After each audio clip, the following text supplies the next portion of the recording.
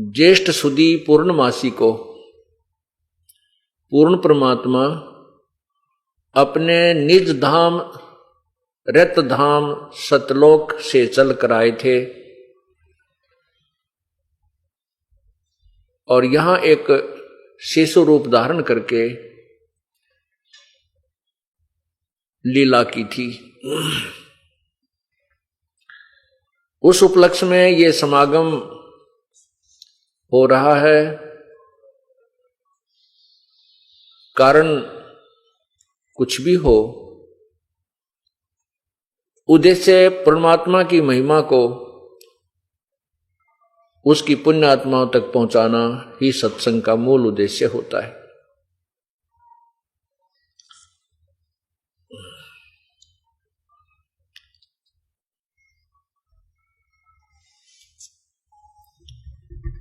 इन 5 दिनों के अंदर आपको ज्ञान कराया जाएगा कि परमात्मा कौन है, कहां रहता है, कैसा है, परमात्मा की क्या सचीची है, वो साकार है या निराकार है। ये पूर्ण रूप से आपको प्रमाणों सहित बताया जाएगा।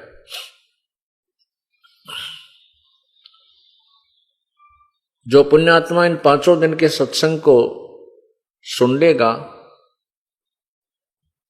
उसको पूर्ण ज्ञान हो जाएगा और सर्व संशय समाप्त हो जाएंगे।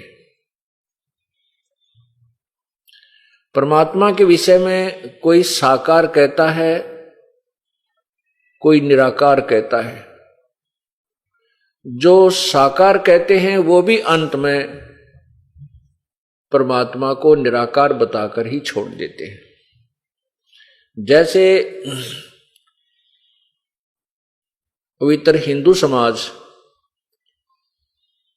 श्री ब्रह्मा जी, श्री विष्णु जी और श्री शंकर जी, शिव जी को भगवान मानते हैं, परमात्मा मानते हैं, उनको साकार मानते हैं, उनकी मूर्ति हमने बनाई हुई है।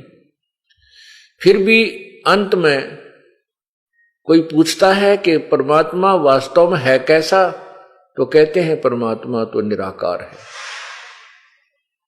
वो तो कण कण में व्यापक है, उसका कोई स्वरूप नहीं है। तो इससे सिद्ध होता है कि ये थ्योरी कंप्लीट नहीं है, इनकम्प्लीट है, संशय रहित नहीं है, संशय युक्त है। एक तरफ तो हम भगवान को साकार रूप पूज रहे हैं, उनकी मूर्तियां चतुर्भुज रूप में हमारे समक्ष हैं, और फिर अंत में कहते हैं भगवान तो निराकार है। ये निर्णय आपको इन 5 दिन के सत्संग से हो जाएगा, परमाणु सहित हो जाएगा, आप बिल्कुल निसंशय हो जाएंगे।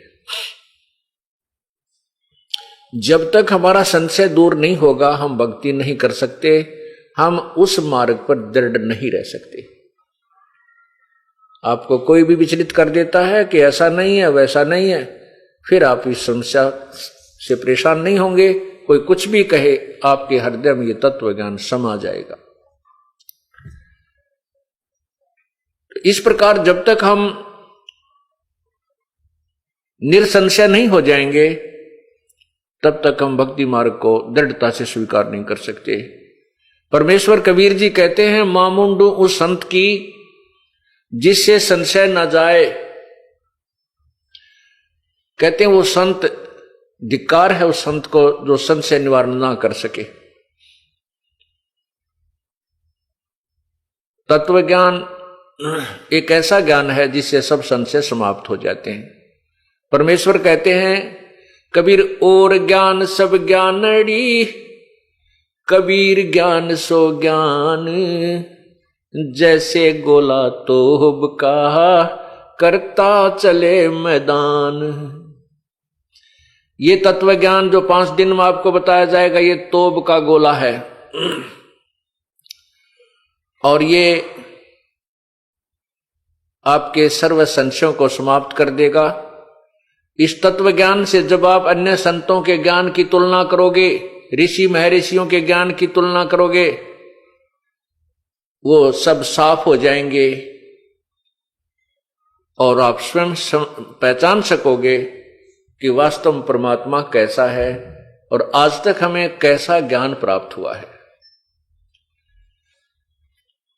आज हम जिस सत्संग को प्रारंभ करने जा रहे हैं वो है परमात्मा, पूर्ण परमात्मा का इस पृथ्वी पर आगमन।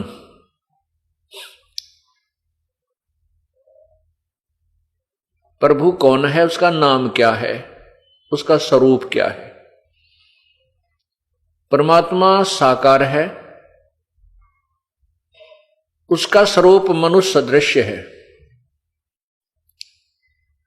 परमात्मा की जो शक्ति है, परमात्मा की जो पावर है, वो निराकार है। परमात्मा जहां भी रहता है उसकी निराकार शक्ति उन्हीं के शरीर से बाहर आ रही होती है और उन्हीं के आदेश से वह सर्व कंट्रोल करती है, सारे समाज सर्व संसार को व्यवस्थित रखती है। ये तत्व ज्ञान का सिद्धांत जो मैं आपको बता रहा हूं। जैसे सूर्य साकार है, उससे निकल रहा प्रकाश उसी से है। सूर्य प्रकाशमान है, स्वप्रकाशित है, सूर्य साकार है। और उसके अंदर से निकल रहा जो ताप है, गर्मी है, उष्णता, वो निराकार है, वो गुप्त काम कर रही है। इसी प्रकार परमात्मा साकार है, परमात्मा का शरीर तेजोमय है, प्रकाशमान है प्रभु।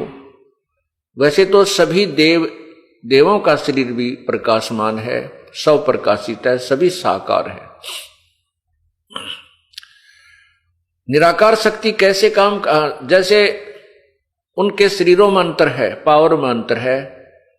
जैसे एक 25 वाट का बल्ब होता है, एक 60 वाट का बल्ब होता है, एक 100 वाट का बल्ब होता है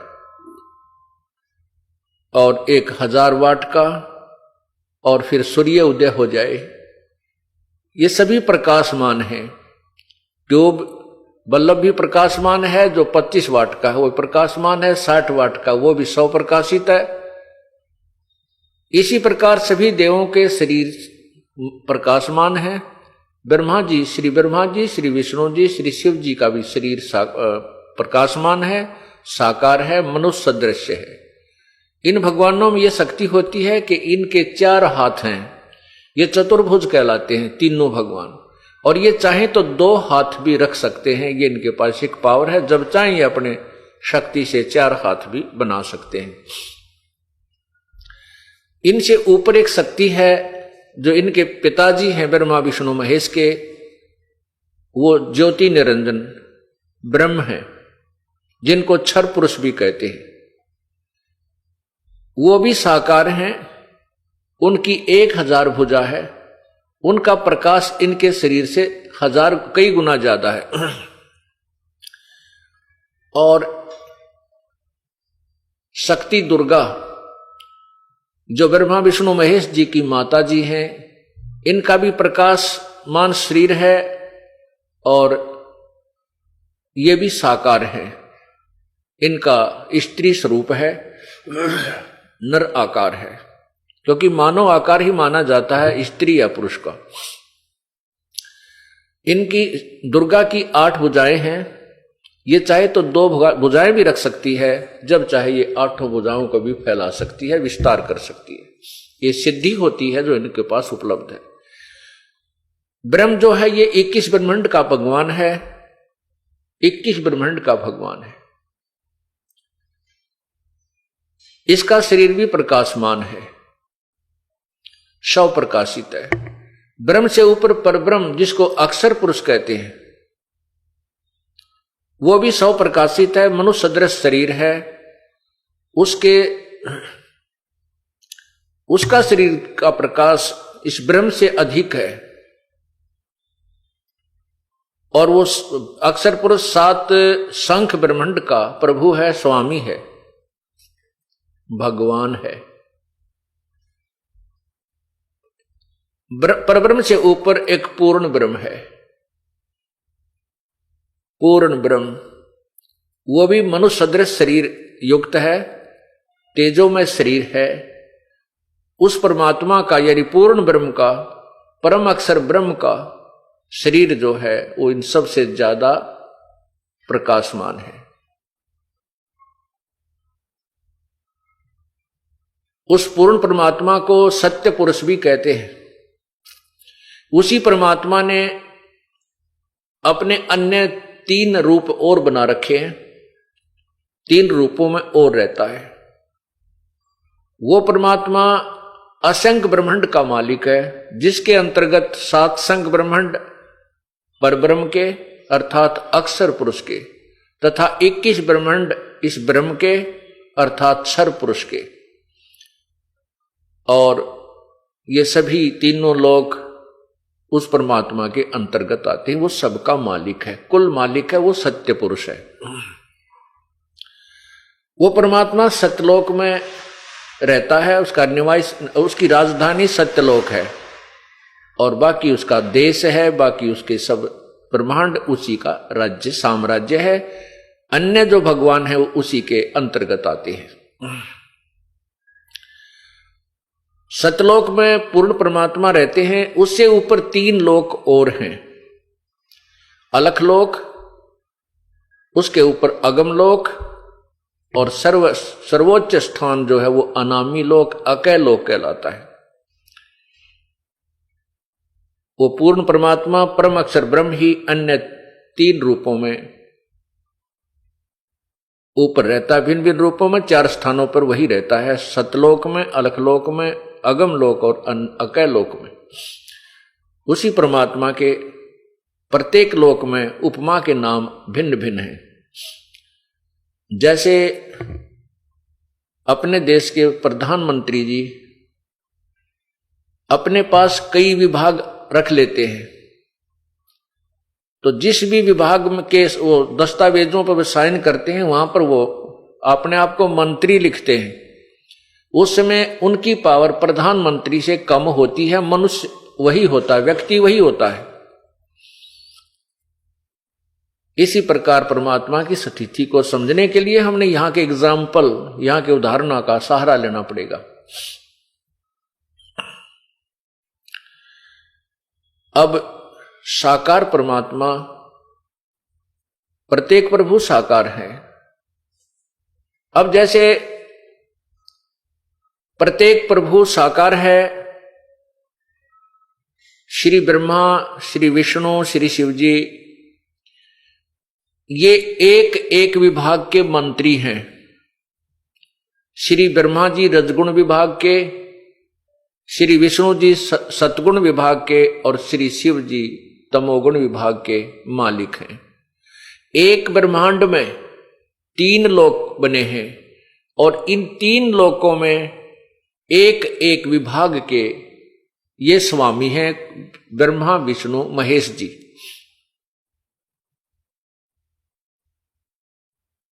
और ऐसे ऐसे असंख्य ब्रह्मांडों का मालिक है पूर्ण परमात्मा, परम अक्षर ब्रह्म। प्रत्येक प्रभु की पावर है, प्रत्येक परमात्मा साकार है, और उनकी शक्ति निराकार है। उनकी शक्ति की एक सीमा है, उनकी रेंज की एक क्षमता है। उनसे निकल रही जो रेंज है उसकी अपनी अपनी सीमाएं हैं, उससे बाहर काम नहीं करती। जैसे मोबाइल टावर लगा हुआ होता है, उसकी सीमा फिक्स कर दी जाती है। वह उसके अंतर्गत जब मोबाइल फोन आ जाता है तो उस टावर के अंतर्गत वो कार्य करना शुरू कर देता है। उससे दूर उसकी पावर नहीं है, उसकी रेंज नहीं है, तो वहां उस टावर की अक्षमता काम नहीं करेगी, वो निष्क्रिय हो जाएगा। इसी प्रकार श्री ब्रह्मा जी, विष्णु जी, शिव जी, ये केवल 3 लोकों में, कौन से लोक? पृथ्वी लोक, ऊपर स्वर्ग लोक, जो कॉमन स्वर्ग है, ब्रह्मलोक नहीं, स्वर्ग लोक, और नीचे एक पाताल लोक है।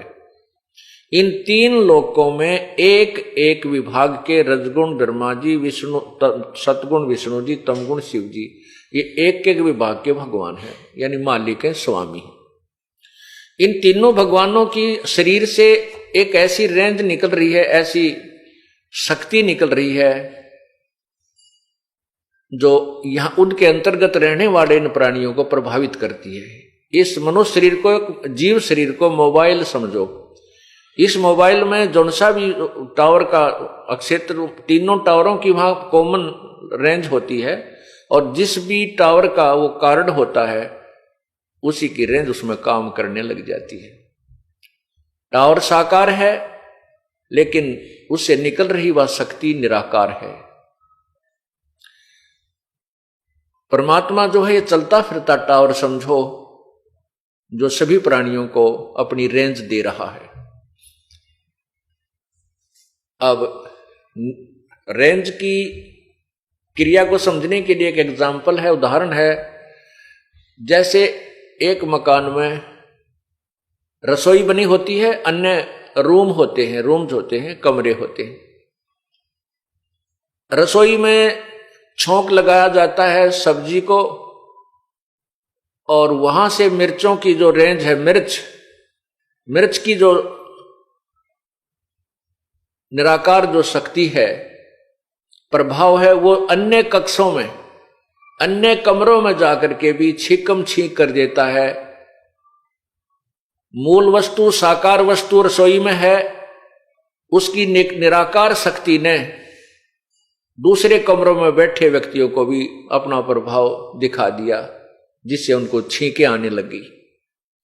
ठीक इसी प्रकार ये तीनों परमात्मा ब्रह्मा विष्णु महेश अपने अपनी रेंज युक्त, अपने अपने गुण युक्त जहां भी रहते हैं, चाहे अपने लोक में रहें चाहे अन्य लोक में घूमें, उनके शरीर से निकल रही रेंज प्रॉपर काम करती रहती है। उसी के प्रभाव से ये यहां व्यवस्था बनी हुई है। श्री ब्रह्मा जी के रजगुण निकल रही उसकी रजगुण रेंज से यहां प्राणी उत्तेजित होते हैं, संतान उत्पत्ति करने के लिए विवश हो जाते हैं। ये जीव के बस की बात नहीं है, ये तो एक कठपुतली है, एक यंत्र है, और इन भगवानों की पावरों से ये चलता रहता है। ये कोई यहां पर ये जीव विवश है, संतान उत्पत्ति अवश्य करेगा, ये इसके बस की बात नहीं है। कारण क्या है, इसके पीछे ऐसा क्यों, हमें क्यों विवश किया जा रहा है, ये इस 5 दिन के सत्संग में आपका क्लियर समझ में आ जाएगा, आपको स्पष्ट हो जाएगा। दूसरे भगवान विष्णु जी हैं, सतगुण युक्त हैं। सतगुण के प्रभाव से हम एक दूसरे के साथ प्रेम करते हैं, जैसे भाई बहन का प्यार, मां बेटा का प्यार, पिता पुत्र का प्यार, रिश्तेदारी में लगाव, और संपत्ति के अंदर, संपत्ति में मोह। ये जो मोह है, जो सतीथी हमें यहां पर टिकाए रखता है, सतीथी बनाए रखता है, ये भगवान विष्णु जी के सतोगुण का प्रभाव है। जैसे हम अपने पुत्रों से, अपनी पत्नी से, अपनी संपत्ति से कितना लगाव रखते हैं, ये हमारे बस की बात नहीं है, ये जीव के बस की बात नहीं है, क्योंकि जीव एक यंत्र है, एक मशीन है, और ये इसीलिए इसी अकॉर्डिंग बनाया गया है, इसी की व्यवस्था ऐसी की गई है कि ये रेंज इसमें काम करें पूर्ण रूप से, ये शक्ति काम करे अपनी अपनी रेंज के आधार पर। तो इस प्रकार भगवान विष्णु जी के सतोगुण से ये प्राणी इस संसार में इतना जबरदस्त मोहित रहता है, संपत्ति के लिए चिपका रहता है, अपने पुत्रों की, माता पिता का आपस में जो प्रेम है ये बना रहता है, जिससे यहां एक व्यवस्था बनी रहती है। ये यहां पर आवश्यक भी है, क्योंकि अगर ऐसा ना हो तो यहां बहुत बुरा हाल हो जाए, कोई भी ना रहे संसार में। अगर हमारा मोह ममता आपस में ना फंसा रहे, कोई नहीं रहे संसार में, क्योंकि यह सुनियोजित व्यवस्था है इस काल भगवान की। ये बना किस लिए रखा है, ये किया किस लिए है, ये हम आपको बताएंगे आने वाले सत्संग में। अब तीसरा भगवान है शिव जी। उनके अंदर तमोगुण है, वो पूर्ण रूप से तमोगुण है। उनके शरीर से निकल रहे तमोगुण के प्रभाव से ये प्राणी इतना कुपित हो जाता है, एक दूसरे को मार डालता है, काट देता है, ना जाने कितने जुल्म ढा देता है। ब्रह्मा विष्णु महेश जी के पूज्य पिताजी ज्योति निरंजन हैं, क्षर पुरुष हैं, काल है जिसको काल कहा जाता है। इस काल भगवान ने ये सारे तीनों अपने किस ब्रह्मांडों में व्यवस्था बना रखी है? सतीथि, उत्पत्ति, सतीथि और संहार। जन्म, फिर यहां सतीथि बनाए रखना और फिर मृत्यु करना। इन तीनों पुत्रों के माध्यम से अपना सारा कार्य करवा रहा है। क्यों करवा रहा है? क्या उद्देश्य है इसका? ऐसा आज हमें मालूम है कि आज हमारे पास संपत्ति है, कार है, कोठी है, संतान है, पुत्र है, पुत्री है, रिश्तेदारी है, बहुत बढ़िया दिल लगा हुआ है, आनंद आ रहा है और हम चाहते हैं हम सदा यहीं रहें, हम कभी मृत्यु को प्राप्त ना हो। लेकिन हम चाहते भी हैं कि ना मरे और थोड़ा थोड़ा सा पता भी है कि मरे भी गए। मतलब पता तो है लेकिन विश्वास ये नहीं होता कि हम अभी मर जाएंगे। हम इस आस पर जीवित रहते हैं कि अभी तो नहीं मरेंगे, अभी तो 100 वर्ष तो जीवन होता ही है। 100 वर्ष तक पहुंचने के उपरांत फिर ये प्राणी सोचता है और भी उम्र बताते हैं मनुष्य तो 150 वर्ष भी जी जाता है। मर तो जाए चाहे कल, मर जाए चाहे अभी एक पल में, लेकिन आस बहुत दूर तक की हम लगाए रहते हैं। तो कहने का भाव यह है कि हम चाहे यहां कितने सुखी नजर आ रहे हैं, उस सुख को जिसको हम सुख मानते हैं, वैसे तो ये सुख संत नहीं मानते यहाँ के किसी भी वस्तु में या किसी भी धन को या संतान संपत्ति को हम सुख मान रहे हैं। संत इनको सुख नहीं मानते क्योंकि ये सुख अस्थायी है। जैसे अभी मृत्यु हो जाए वो सब हमारा यहीं रह गया, ना पुत्र साथ गए ना बेटी साथ गई। इसको तो संतों ने बताया है कि झूठे सुख को सुख है ये मान रहा मनमोद, ये सकल चबीना काल का, कुछ मुख में कुछ गोद। कबीर परमेश्वर जी ने अपने तत्व ज्ञान में ये समझाया है कि इस झूठे सुख को सुख है ये मान रहा मनमोद, ये तो सकल चबीना काल का, ये काल आहार है, इसके कुछ मुख में कुछ गोद। कुछ तो इसके मुख में 1 लाख जा चुके हैं और बाकियों को गोदी में खिला रहा है, हमें अभी तैयार कर रहा है मृत्यु के लिए, कब मारा जाए, कब इनको खाऊं। ये काल 1 लाख प्राणी नित्य खाता है, मानव शरीरधारी प्राणियों को खाता है।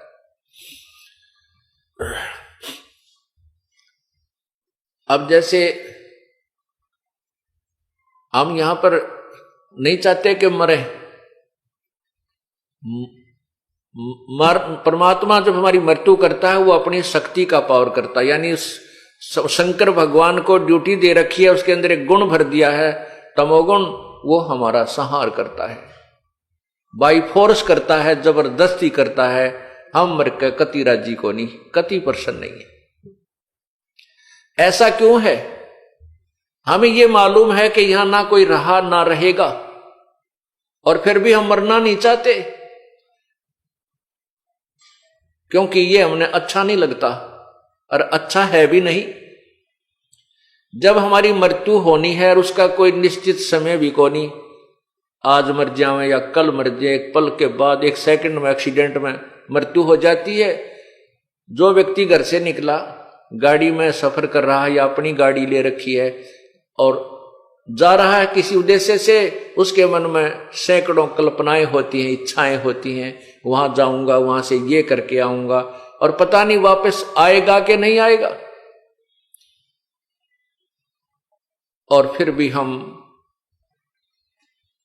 इस भूल भुलैया में उलझे रहते हैं। ये हम नहीं, ये काल भगवान ने हमें इतना विवश कर रखा है कि हमारे कोई चारा नहीं है। हम देखते हैं कि वो एक्सीडेंट में एक ही परिवार के 2 सदस्य मर गए बेचारे। उस दिन हम दुख मानते हैं अगर कोई निजी व्यक्ति हमारे आसपास का या घर का सदस्य चला जाता है, बाद में फिर हम विवश हैं, हम भी फिर उसी सफर पर चल रहे होते हैं। ये हमारी व्यवस्था है, बस की बात नहीं। तो हम नहीं मरना चाहते। क्यों नहीं चाहते? जब पता है कि हमारी मृत्यु निश्चित है और ये संसार छोड़ के जाना पड़ेगा, फिर भी यहां से मोह नहीं हटता। ये तो आपको बता दिया कि हमारे आपके बस की बात नहीं है। ये तो इन तीनों गुणों का प्रेशर इतना है, ये आपके और हमारे बस की बात नहीं। हाँ, इसको खत्म करने के लिए, इसको निष्क्रिय करने के लिए इनसे सुप्रीम पावर, एक पूर्ण परमात्मा की भक्ति, एक ऐसा ट्रीटमेंट है, उसके करने से फिर इनकी रेंज निष्क्रिय, इनकी जो पावर है ये निष्क्रिय हो जाएगी, इनका प्रभाव समाप्त हो जाएगा। तब हम यहां से निकल सकते हैं। उसका एक ट्रीटमेंट है, अर्थात वो एक उपासना है, वो साधना है, वो हमने करनी पड़ेगी, वो श्रद्धा के साथ करनी पड़ेगी। तब हम इस इनके जो प्रभाव से बच सकेंगे। अब हम क्यों नहीं मरना चाहते? क्योंकि हमें अच्छा नहीं लगता। तो हम सतलोक में रहते थे, हम सत्यलोक में रहते थे, वहां मरते नहीं थे। सदा हम वहां पर अमर शरीर प्राप्त करके रहते थे। हमारे बच्चे थे, परिवार था, ठाठ से रह रहे थे, लेकिन हम अपनी नादानी, अपनी गलती के कारण इस काल के जाल में फंस गए। अब हमें वो स्वप्न याद आते हैं, वो हमारे अंदर, वो हमें याद है कि हम मरते नहीं थे, मरना नहीं चाहिए। लेकिन यहां का नियम है कि जो जन्म हुआ है उसकी मृत्यु अवश्य होगी। यहां ब्रह्मा, विष्णु, महेश, जिनको हम भगवान मानकर पूजा करते थे, इनकी भी जन्म और मृत्यु होती है। ये भी अमर नहीं है। देवी भागवत 3 स्कंद अध्याय 4 और 5 में आपको दिखाएंगे, इसी सृष्टि रचना जब शुरू करेंगे आपको समझाने की, उसमें स्पष्ट लिखा है कि दुर्गा इन ब्रह्मा विष्णु महेश की माता है, ज्योति निरंजन ये ब्रह्म इनका पिता है, और ब्रह्मा विष्णु महेश तीनों स्वीकार करते हैं कि हमारा तो जन्म मृत्यु होता है, हम अविनाशी नहीं। अब हम सतलोक में वापस जाने की तैयारी कर रहे हैं, जहां पर ना कोई कष्ट है, ना कोई रोग है, ना कोई गर्मी है, ना कोई फ्लड आती है, ना कोई महामारी आती है, न कोई वहां पर अकाल गिरता है। वहां सदा सुख रहता है, सदा सुख, उसको सुख सागर कहते हैं। शंखों लहर मेर की उपज कहर नहीं जा कोई, दास गरीब अचल अविनाशी सुख का सागर सोई। शंखों लहर मेहर की उपजे कहर नहीं जा कोई। आप देखते हो यहां पर कई बार हृदय में इतनी दया भर जाती है, इतनी दया भर जाती है कि शत्रु भी शत्रु नजर नहीं आता, महसूस नहीं होता, उसके प्रति भी एक प्यार उमड़ आता है। क्यों झगड़ा करते हैं, किस लिए करते हैं, लेकिन वो रहती है अक्षण मात्र ही, कुछ ही देर के बाद वो लहर समाप्त हो जाती है, वो हिलोर चली जाती है, फिर वही अकड़, वही नो की नो गुस्सा, वही अंदर से बकवादें प्रारंभ हो जाती हैं। तो भगवान बताते हैं कि उस सतलोक में ऐसी मेहर की लहर शंखों पल पल यही निकलती हैं, वहां कहर की लहर नहीं है। शंखों लहर मेहर की उपज कहर नहीं जा कोई, दास गरीब अचल अविनाशी सुख का सागर सोई। वो सुख सागर है। जैसे समुद्र में, सागर में जब जहाज बीच में पहुंच जाता है, अन्य वस्तु नजर नहीं आती, केवल जल दिखाई देता है, सर्वत्र सागर ही होता है। इसी प्रकार वो परमात्मा का सतलोक सुख सागर है, सुख सागर।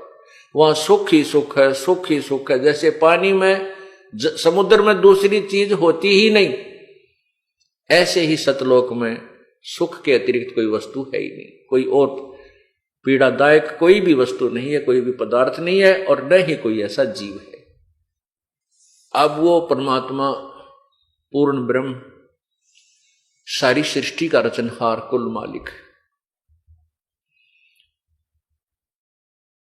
अपने लोक से चलकर इस काल ब्रह्म के 21 ब्रह्मंडों में आता है। वो किस लिए आता है, क्यों आता है, इसका एक सीधा सा उदाहरण तो ये बताएंगे। जैसे महाराजा होता है, उसके अंतर्गत सैकड़ों राजा हुआ करते थे जो पूरी पृथ्वी का शासक होता था, जिसको चक्रवर्ती राजा कहते थे। वो अन्य स्थानों पर जाता था कि उस अक्षेत्र का, उस नगरी का राजा कोई अन्याय तो नहीं कर रहा, प्रजा को पीड़ित तो नहीं कर रहा है। अगर ऐसा वो कर रहा है तो उसको मैं फिर जनता को राहत दूंगा। एक तो उद्देश्य ये होता है। अब इसी प्रकार पूर्ण परमात्मा इस काल के ब्रह्मांडों में आता है। यहां की जनता जब हाहाकार मचा देती है, यहां के जीव तड़फने लगते हैं, तब वो परमात्मा या तो स्वयं आता है या फिर कोई अपना दास अपनी पावर युक्त अपनी कुछ पावर उसमें डालकर भेज देता है, अर्थात उसको कुछ शक्ति प्रदान करके भेजता है जो पुण्य आत्माओं को सुख प्रदान करता है, उसी प्रभु के आदेश और शक्ति से। अब वो परमात्मा पूर्ण ब्रह्म चारों युगों में आते हैं। और यहां का जो राजा है, यहां 21 ब्रह्मांड का जो प्रभु है, वो ब्रह्म है। पुण्यात्माओं, ये आपको तत्व ज्ञान ऐसा रटवा दूंगा, उंगलियां पे याद हो जाएंगे आपके। ये ब्रह्म के है, पर ब्रह्म क्या है, पूर्ण ब्रह्म क्या है, ब्रह्मा विष्णु महेश की कितनी पावर है। हमने ब्रह्मा विष्णु महेश को कभी बुरा नहीं कहा और ना ही ये बुरे हैं। हम तो ये कहते हैं कि तीनों देवा दिल में बसे ब्रह्मा विष्णु महेश, और प्रथम इनकी वंदना पर सुन सतगुरु उपदेश। ये हमारे प्रभु हैं, हम इस काल के लोक में रह रहे हैं, लेकिन हम इनकी सतीथि बताते हैं, इनकी पावर से आपको परिचित कराते हैं। जैसे एक स्टेट का मंत्री, एक राज्य का मंत्री, एक प्रांत का मंत्री होता है, उसकी पावर होती है, उसमें भी शक्ति होती है, लेकिन वो प्रधानमंत्री के बराबर नहीं होता। हमने यही गलती कर रखी है कि एक स्टेट के मंत्री को हमने प्रधानमंत्री मान रखा है। ये अज्ञानता है, इसको तत्व ज्ञान से हमने समझना है। ब्रह्मा विष्णु महेश एक मंत्री हैं, एक एक विभाग के, और एक ब्रह्मांड में, एक प्रांत में। इस काल भगवान के 21 प्रांत हैं। ये मुख्य, यहाँ का मुख्यमंत्री है, समझ लो 21 प्रांतों का। वैसे तो प्रांतों क्योंकि उदाहरण देने के लिए कुछ हमने अलग से वास्तविकता से कुछ भिन्न बेशक हो, लेकिन समझने के लिए काफी होती है। ये निरंजन जो ये काल है, ब्रह्म है, ये एक ब्रह्मांड में स्वयं मुख्यमंत्री का रोल करता है, और इसके तीनों पुत्र एक एक मंत्री का रोल करते हैं। अन्य जो नीचे देवता हैं, कोई कुबेर है, वो खजान इसका वित्त मंत्री है, और वरुण है, ये जल का सिंचाई मंत्री है, ये अन्य मंत्री। लेकिन इनमें भी जो विशेष मंत्री हैं वो 3 ही हैं। इन तीनों के अंतर्गत अन्य काम करते हैं। जैसे वरुण है, ये जल विभाग का, सिंचाई विभाग का चीफ इंजीनियर जान लो। इस तरह की इनकी सचिथि बना रखी। तो ये एक ब्रह्मांड में ब्रह्मा विष्णु महेश केवल 3 लोक बने हैं। एक ब्रह्मांड में 3 लोकों में एक एक विभाग के मंत्री हैं, और इनका पिताजी मुख्यमंत्री एक ब्रह्मांड में, ऐसा जानो।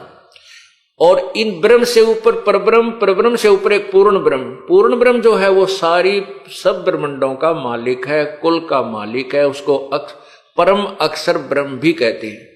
पवित्र गीता जी अध्याय 7 श्लोक 29 में गीता ज्ञान दाता प्रभु कह रहा है कि अर्जुन, जिस समय तुझे सभी आध्यात्मिक ज्ञान हो जाएगा और तुम मेरे से परिचित हो जाएगा, और तत्ब्रह्म से, उस परमात्मा से तू परिचित हो जाएगा, फिर संसार की कोई ही वस्तु की तू इच्छा नहीं करेगा, कोई डिमांड तेरे मन में नहीं रहेगी। देखो कितना अच्छा ज्ञान है पवित्र गीता जी का। लेकिन आज तक हमारे को समझाने वाले नहीं मिले ठीक से। इसमें कहा है, गीता बोलने वाला भगवान अर्जुन को कह रहा है कि अर्जुन, जब तू पूर्ण रूप से तत्व ज्ञान से या आध्यात्मिक ज्ञान से पूर्ण रूप से परिचित हो जाएगा और फिर मुझे समझेगा और फिर तत्ब्रह्म को जानकर यहां की कोई भी वस्तु तू नहीं चाहेगा। 7वें अध्याय के 30 श्लोक हैं। 29वें श्लोक में ये शब्द बोले हैं।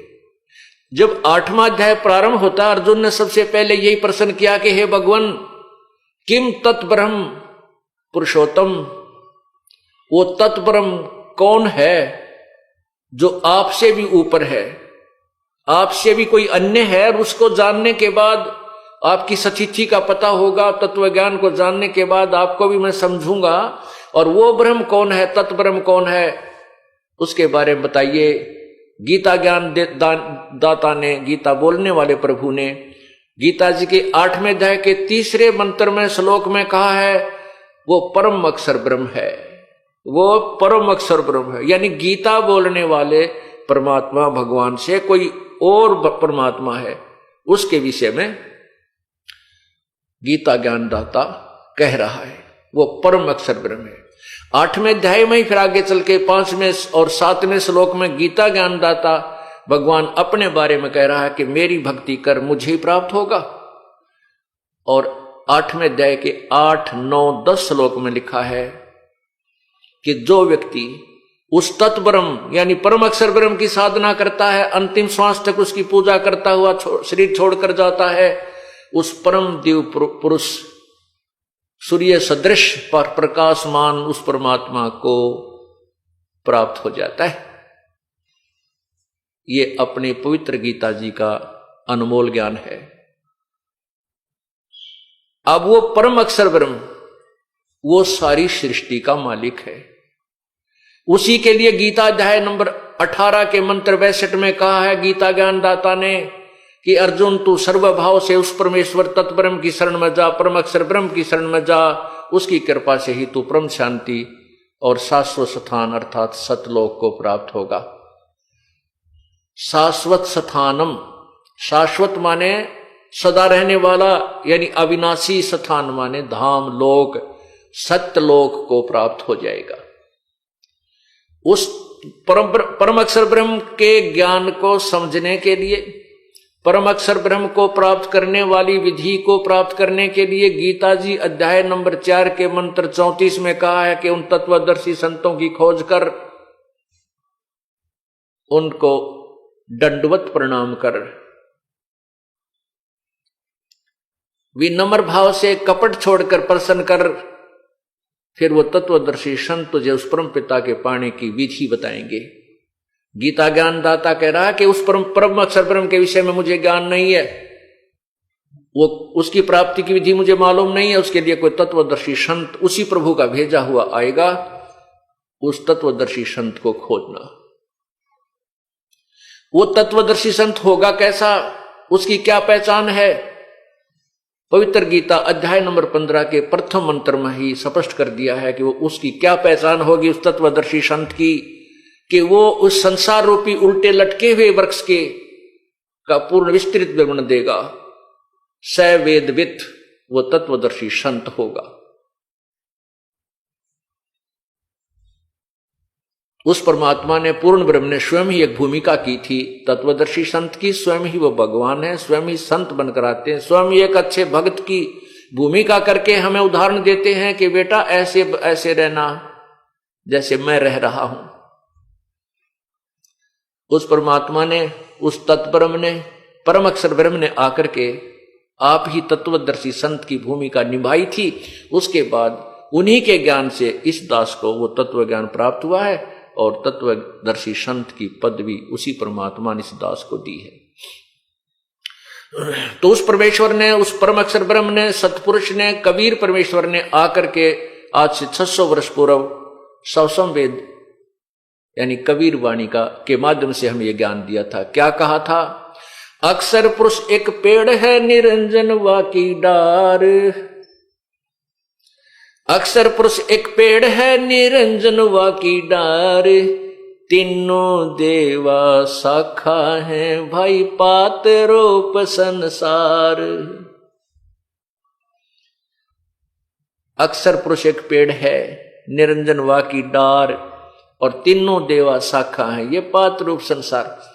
कितना प्यारा ज्ञान दिया गीता जी में, और स्पष्ट कर दिया है कि वो तत्वदर्शी संत कैसा होगा। इस उल्टे लटके हुए संसार रूपी वृक्ष का यानी पूर्ण विवरण बताएगा। उसके तना क्या है, कौन है, जड़ कौन है, तना कौन है, और वो डार कौन है, फिर वो शाखाएं, तीनों शाखा क्या हैं, और संसार रूपी वृक्ष कौन है। तीनों गुण, रजगुण ब्रह्मा, सतगुण विष्णु, तमगुण शिवजी रूपी तो शाखाएं हैं। नीचे जो जड़ है, मूल है उस वृक्ष की, यानी संसार जहां से चला है, जिससे प्रवृत्ति को प्राप्त हुआ है, वो मूल है, वो पूर्ण परमात्मा परम अक्षर ब्रह्म है। एक वृक्ष की जो जड़ होती है वो जमीन के अंदर हिडन होती है, गुप्त होती है, प्रोक्ष होती है, और उससे बाहर तना होता है। तना नीचे जो जड़ है वो तो परम अक्षर ब्रह्म जानिए, और जमीन से बाहर तुरंत जो मोटा हिस्सा भाग होता है वृक्ष का, उसको तना कहते हैं, उसको अक्षर ब्रह्म अर्थात पर ब्रह्म जानिए। और फिर ऊपर जाके शाखाएं, मोटी मोटी डार निकलती हैं, उनमें से एक डार को ज्योति निरंजन ब्रह्म क्षर पुरुष जानिए। उसी क्षर पुरुष एक ब्रह्म के आगे जाके 3 शाखाएं बन जाती हैं। उन तीनों शाखाओं को रजगुण ब्रह्मा, सदगुण विष्णु, तमगुण शिवजी, तीनों गुण रूपी शाखा जानिए। अब पुण्यात्माओं, इस संसार रूपी वृक्ष में एक दूसरे से जो भाग हैं ये एक दूसरे से संबंधित हैं, जुड़े हुए हैं, और हम फिर आगे इस ब्रह्मा विष्णु महेश यानी तीनों शाखाओं के आगे जो पत्ते बने हुए हैं, टहनियां निकली हैं, उन टहनियों के ऊपर वो पत्ते स्थापित होते हैं, उनको संसार जानिए। हम आज संसार में हैं, आप संसार हैं, आप ब्रह्मा विष्णु महेश रूपी इन तीनों शाखाओं पे आधारित हैं। आपको इन्हीं के माध्यम से आपका किया हुआ कर्म यानी फल मिलता है, आपको आहार प्राप्त होता है। जैसे पूरे पेड़ को से आहार प्रारंभ होता है, मूल से शुरू होता है। मूल पूर्ण परमात्मा है, परम अक्षर ब्रह्म है, वही सभी का पालन पोषण करता है, इस पूरे वृक्ष, संसार रूपी वृक्ष का। अब जड़ से खुराक चलती है, जड़ से आहार चलता है, तना में आया, तना से फिर उस मोटी डार में गया, यानी पूर्ण परमात्मा से सबका किया हुआ कर्म का फल स्टार्ट हुआ।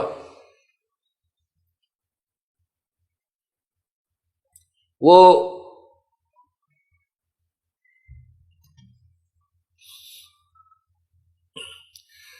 जैसे जड़ से, मूल से वृक्ष को आहार मिलता है।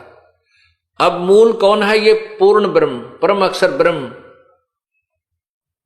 इससे सबको किया हुआ कर्म वहां से प्रारंभ होता है, तना में आता है, यानी परब्रह्म के पास आया, परब्रह्म से फिर ब्रह्म के पास यानी डार में आया, डार से फिर वो खुराक आहार, मोटी डार से फिर तीनों शाखाओं में ब्रह्मा विष्णु महेश में आया, ब्रह्मा विष्णु महेश से आगे फिर हमें प्राप्त हुआ। ये वृक्ष के एक हिस्सा है ब्रह्मा विष्णु महेश, इनको हम अलग नहीं कर सकते, इनको हम बुरा नहीं कह सकते। जैसे कई अनजान लोग हमारे ज्ञान को नहीं समझते, वो कहते हैं कि ये संत ब्रह्मा विष्णु महेश को नेग्लेक्ट करता है। ये नेग्लेक्ट हो ही नहीं सकते, ये तो हमारा अभिन्न अंग है। जब तक हम इनके अंतर्गत हैं, हम यहाँ इनके अधीन हैं। ये यहाँ के 3 लोक के एक के विभाग, 3 लोक में एक के विभाग के मालिक हैं, मंत्री हैं, और हम इनकी प्रजा हैं। हम इनको नेग्लेक्ट नहीं कर सकते, हम इनके विधान से बाहर नहीं हो सकते, इनके अंतर्गत हमें रहना होगा। और लेकिन इस ज्ञान को समझना पड़ेगा, इनकी कितनी पावर है, ये हमें कितना राहत दे सकते हैं। अक्षर पुरुष यानी परम अक्षर पुरुष, परम अक्षर ब्रह्म से आहार चला, वो फिर तना यानी परब्रह्म में, फिर ब्रह्म में, डार से फिर तीनों शाखाओं में, शाखाओं से आगे हम पत्तों में, इस संसार रूपी पत्तों में ऐसे आहार यानी किया हुआ कर्म हमें इस प्रोसीजर से, इस प्रकार हमें कड़ी से मिलता है। तो इसमें कोई भी भगवान, किसी भी परमात्मा को हम अवॉइड नहीं कर सकते। प्रभु को स्वामी है ये हमारे, लेकिन हमने मूल ज्ञान को समझना है कि ये इन सबको भी पालन करने वाला कौन है, ये भी किस पर आधारित है। अब इसी का ज्ञान, इसी का प्रमाण इसी अध्याय नंबर 15 के, गीता जी के अध्याय नंबर 15 के 1 से लेकर 4 में तो ये निर्णय दे दिया कि वो संत जो पूर्ण संत तत्वदर्शी संत होगा, ये ज्ञान बताएगा, संसार रूपी वृक्ष के प्रत्येक भाग का भिन्न भिन्न विवरण बताएगा। और फिर कहा कि जब तत्वदर्शी संत मिल जाए, 15वें अध्याय के 4थे श्लोक में बताया है कि जब तत्वदर्शी संत मिल जाए तो उस तत्व ज्ञान के आधार से इस संशय रूपी इस वृक्ष को काट के, संशय रूपी वृक्ष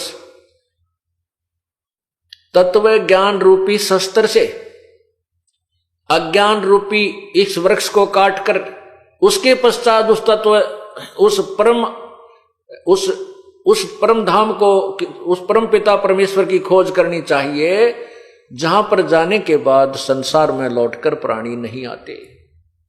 गीता जी अध्याय नंबर 15 के श्लोक 4 में निर्णय दिया है कि जब 3 और 4 में यह निर्णय दिया है कि जब तत्वदर्शी संत मिल जाए, उस तत्व ज्ञान रूपी शस्त्र से अज्ञान रूपी उस वृक्ष को जो आपके अंदर घर कर चुका है उसको समाप्त करके, यानी उस पूर्ण रूप से संसार रूपी वृक्ष को समझकर उसके पश्चात उस परमेश्वर के उस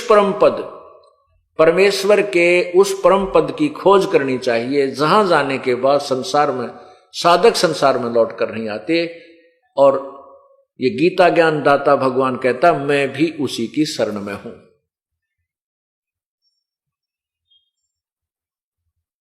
अब गीता ज्ञान दाता परमात्मा 4थे अध्याय के 5वें श्लोक में कहता है कि अर्जुन, तेरे और मेरे बहुत जन्म हो चुके हैं, तू नहीं जानता, मैं जानता हूं। गीता जी अध्याय नंबर 2 के श्लोक 12 में कहा कि अर्जुन, ऐसा नहीं है कि आप, हम और ये सैनिक पहले नहीं थे, या आगे फिर जन्म नहीं होगा, या हम वर्तमान में ही हैं। हम पहले भी थे, अब भी हैं, आगे भी आप और हम ये सभी जन्मते मरते रहेंगे। इसे सिद्ध हुआ कि गीता ज्ञान दाता प्रभु अविनाशी नहीं है, ये अविनाशी नहीं है। इसीलिए कह रहा है कि उसके पश्चात उस परम पद परमेश्वर की खोज करनी चाहिए, जहां जाने के बाद फिर संसार में साधक लौट कर नहीं आते, अर्थात उनको पूर्ण मोक्ष हो जाता है, उनका जन्म मृत्यु का झंझट सदा के लिए समाप्त हो जाता है। इसके पश्चात 15वें अध्याय के 16 और 17, गीता जी अध्याय नंबर 15 श्लोक 16 और 17 में इन 3 भगवानों की न्यारी न्यारी स्थिति निर्णायक दे रखी है। एक क्षर पुरुष ब्रह्म को कहते हैं, अक्षर पुरुष पर ब्रह्म को कहते हैं, और परम अक्षर ब्रह्म, परम अक्षर पुरुष इस पूर्ण ब्रह्म को कहते हैं। इन तीनों भगवानों की न्यारी न्यारी स्थिति है। गीता जी अध्याय नंबर 15 श्लोक 16 में कहा है कि इस संसार में 2 भगवान हैं, पुरुष माने प्रभु, 2 पुरुष, 2 भगवान हैं, एक क्षर पुरुष, एक अक्षर पुरुष। और इन दोनों प्रभुओं के लोकों में, और इन दोनों प्रभुओं के शरीर नाशवान हैं, आत्मा अविनाशी होती ही है, ये स्वयं भी नाशवान है, इनके अंतर्गत जितने प्राणी, इनकी भी जन्म मृत्यु होती है, ये अमर नहीं है, ये अमर नहीं है। लेकिन अक्षर का अर्थ अविनाशी होता है। अब ध्यान से सुनना पुण्यात्माओं, क्योंकि एक तत्व ज्ञान है, इसमें समय समय पर हरेक निर्णय दिया जाता है, और आपको पूर्ण रूप से यह समझ में आना चाहिए, तभी आप इस मार्ग को ग्रहण कर सकोगे। यहां अक्षर पुरुष का अर्थ अविनाशी भगवान, अविनाशी प्रभु। लेकिन फिर 15वें अध्याय के 17वें श्लोक में लिखा कि वास्तव में अविनाशी तो इन दोनों से भी न्यारा है, और वही परमात्मा कहलाता है, और वही तीनों लोकों में प्रवेश करके सबका धारण पोषण करता है, वो अविनाशी परमात्मा इस प्रकार कहा जाता है। अब यहां सोचना है कि 15वें अध्याय के 16वें श्लोक में भी यही कहा है कि एक क्षर पुरुष नाशवान भगवान, एक अक्षर पुरुष, क्षर पुरुष ब्रह्म है और अक्षर पुरुष ये परब्रह्म है। तो अक्षर पुरुष का अर्थ अविनाशी भगवान हुआ, अविनाशी प्रभु हुआ। और फिर 17वें श्लोक में कह दिया कि ना अविनाशी तो इन दोनों से भी उत्तम पुरुष तो, यानी वास्तव में सच्चा भगवान तो कोई इनसे भी नहीं आ रहा है और वही वास्तव में अविनाशी है। इससे सिद्ध हुआ कि ये अक्षर पुरुष जिसको कहते हैं ये भी अविनाशी नहीं रहा। इसको समझने के लिए एक एग्जाम्पल कोट किया जाता है, एक उदाहरण दिया जाता है, ध्यानपूर्वक सुनना। तत्व ज्ञान को समझे बिना आप भक्ति पर नहीं लग सकते और ना ही काल के लोक से आपकी यहां से आस्था हट सकती। क्षर पुरुष ब्रह्म है, अक्षर पुरुष ये परब्रह्म है, परम अक्षर ब्रह्म यानी पूर्ण परमात्मा वो पूर्ण ब्रह्म है। इन तीनों भगवानों की सतिथि को समझने के लिए आप ऐसे समझिएगा कि जैसे एक सफेद कप होता है चाय पीने का, चीनी का प्याला जिसे कहते हैं, उसकी सतिथि से आप परिचित हैं कि हाथ से अगर छूट गया, फर्श पे गिर गया तो टुकड़े टुकड़े हो जाएगा, इतना क्षर है, नाशवान, बिल्कुल इसका तो क्लियर पता है कि नाशवान है। दूसरा कप समझिए स्टील का, इस्पात का बना हुआ है। अब वो कप उस क्षरपुरुष यानी उस मिट्टी के कप की तुलना में हमें बहुत स्थायी नजर आता है, अविनाशी नजर आता है भी, लेकिन वो भी वास्तव में अविनाशी नहीं है, क्योंकि स्टील को भी, लोहे को भी समय आने पर जंग लगेगा और एक दिन वो विनाश को प्राप्त हो जाएगा। लेकिन उसकी तुलना में वो बहुत ज्यादा समय के बाद नष्ट होगा, इसलिए उसको भी हम पक्का मान लेते हैं कि वो भाई टूटा को नहीं, खत्म नहीं होएगा, खत्म टूट भी जाएगा। अगर व्हीकल के नीचे आ गया टूट भी गया और अच्छे लठ गण मार दिए उसका चूरा भी हो जाएगा। यानी वो स्थायी होते हुए भी वो जंग लगेगा, स्थायी नजर आते हुए भी उसका विनाश होगा, जंग लगेगा।